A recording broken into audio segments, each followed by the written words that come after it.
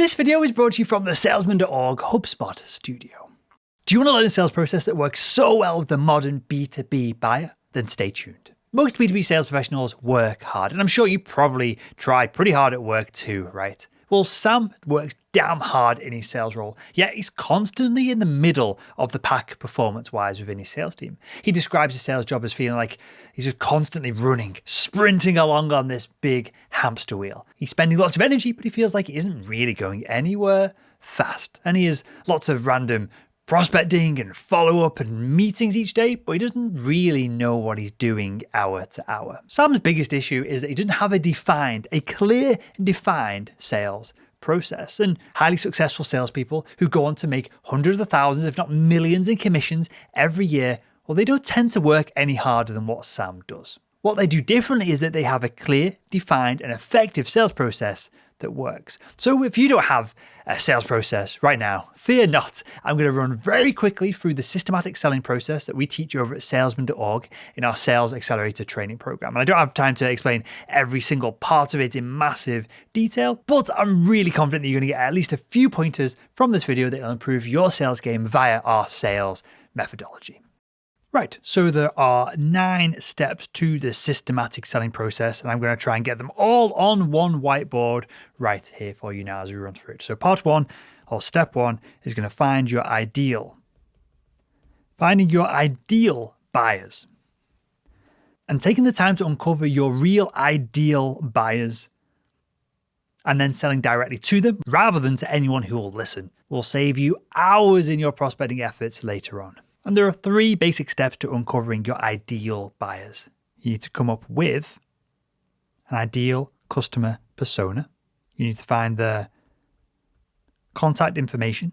And then you need to test your hypothesis, because your ideal buyer persona, who you think is the best buyer for you, may or may not be true. And so you always have to test it. This is something that salespeople, business people, marketers get wrong all of the time. Most sales professionals assume that when their sales manager tells them that a certain ideal customer profile is correct, and a lot of the time they're completely wrong. So please test any assumptions that you have. Next, you're going to generate step 2, impact. An impact message. And the point of an impact message is to share insights that are going to create tension in your buyer. We're going to create messages, cold calls, social media posts, content that share insights that create tension that lead to impact.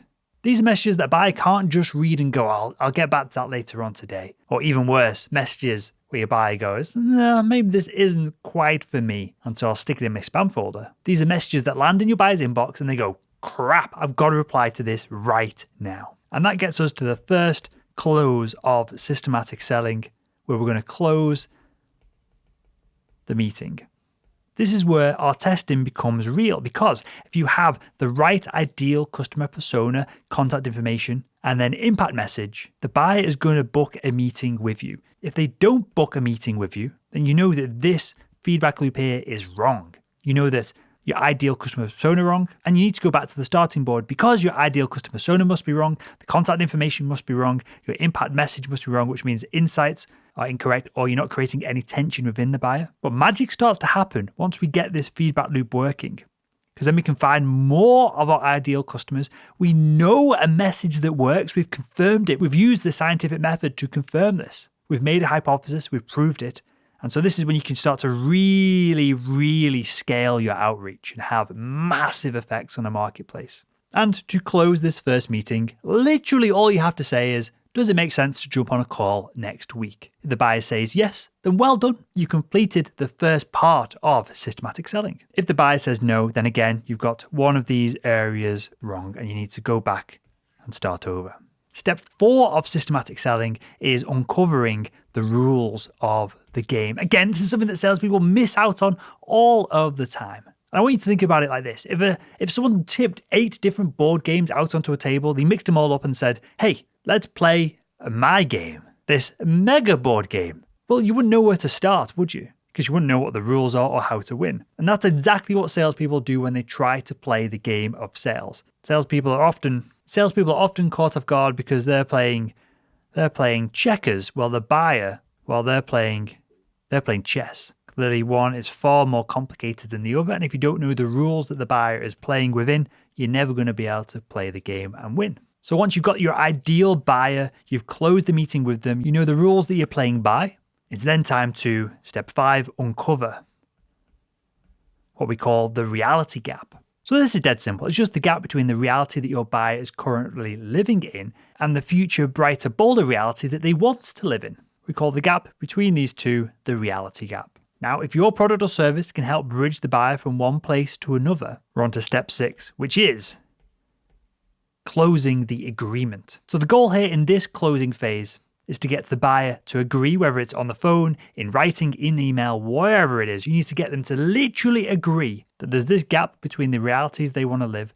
You get them to agree on the game that we're playing, that they have budget, that there's a defined buying process. If not, you can help them implement one. That all the players involved in the game have been outlined, whether that be influencers, people who are going to block the sale, people who really control the budget have all been identified, and any other rules that we need to understand before we can win the game itself. And so here we're going to do our second close of the systematic selling process. Again, something that salespeople often miss. Salespeople often try and close the sale once at the very end with this big open-ended, does this make sense? Do you want to work with me? But when you use systematic selling and you close multiple times throughout the sales process, you don't need to make these big asks. It's as simple as asking something along the lines of, does it make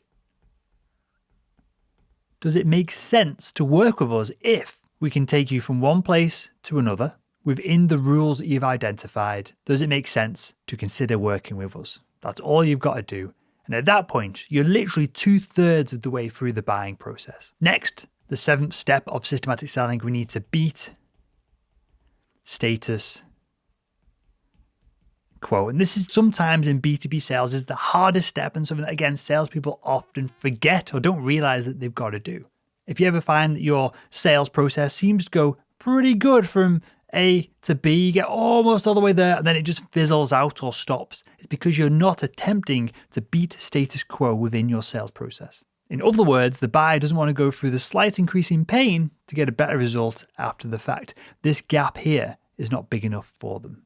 Buyers will often describe the status quo as having this big ball of emotion sat on top of the logic, and they need this logic to make a final purchasing decision, but they have all this emotion holding them down and stopping them from making that final move. It's only when we lift this ball of emotion up by beating status quo that the buyer can think logically and the deal can get done. But we're not quite there yet. Step 8 is presenting to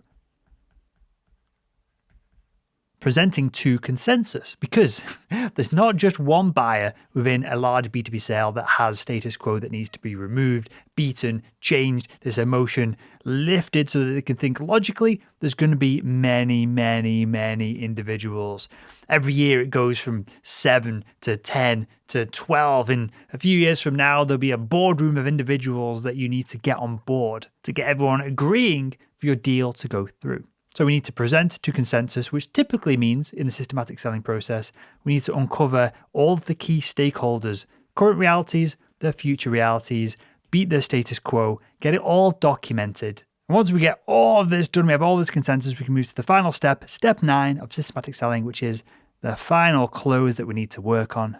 And this is where things get awesome. This is where all of your hard work pays off. Because most salespeople, they've got a real fear of asking that final closing question of, does it make sense to move forward with this? Does it make sense to get the contract signed? Well, if you've been through each one of the steps within systematic selling, at this point, the final close, the buyer is going to be on board. You're going to ask the question, does it make sense to get the contract signed? If they say yes, you've won the deal. And if they say no, they're going to be on board and they're going to coach you how to get the deal done. All you got to do is follow up and ask, what do we need to do to move this forward?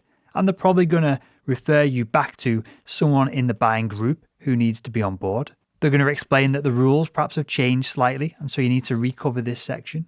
And it's going to create a really positive feedback loop for you because the buyer's already micro-closed many times throughout the sales process. And so you're not going to get any nasty surprises. Even if you do have to go step back a few times, the deal will get done. So there we have it, a brief overview of the 9 steps of systematic selling, and hopefully there's a few takeaways for you that you can start implementing right now, today. And if you enjoyed this video, give it a thumbs up, and why not click one of the videos that are up here on the screen right now to continue making selling simple.